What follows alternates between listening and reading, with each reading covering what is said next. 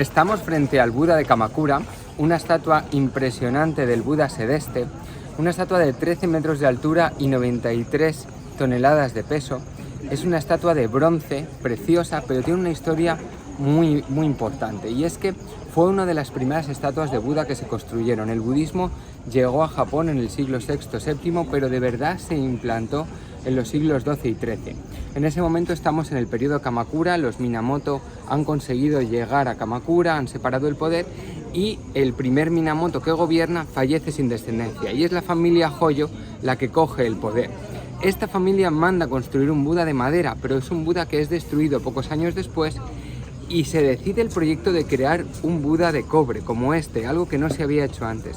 Este Buda está hecho de pequeñas placas de cobre perfectamente ensambladas y se puede entrar dentro de él.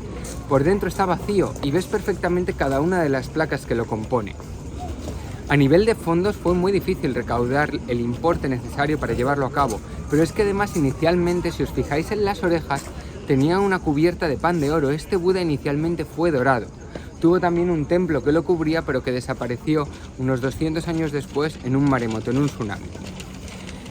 También es muy interesante conocer que la imagen de Buda que tenemos en Japón es diferente a la imagen de Buda de otros lugares. Tanto en la India como en Tailandia como en China tienen sus particularidades. Por ejemplo, en Tailandia son más delgados y tienen una llama en la cabeza, o en China generalmente son gorditos y sonrientes.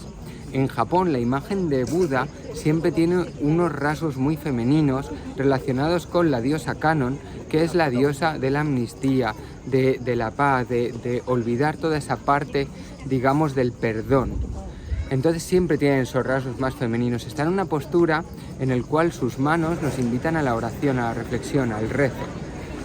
También recordar que la imagen de Buda no es algo inicial del budismo. El budismo se crea en India entre los siglos V y IV antes de Cristo, entre el 400 y el 500 antes de Cristo, por un noble que decide olvidar el hinduismo y buscar la redención humana evitando el deseo. Él se coloca frente a un árbol, medita y llega a ese nirvana. Inicialmente el budismo se representa con esos árboles, o si lo veis allí lejos, que está un poquito oculto, con las sandalias de Buda, con elementos indirectos de esta persona. Buda, la palabra Buda es el elevado, el que ha conseguido llegar a ese nivel, el despierto.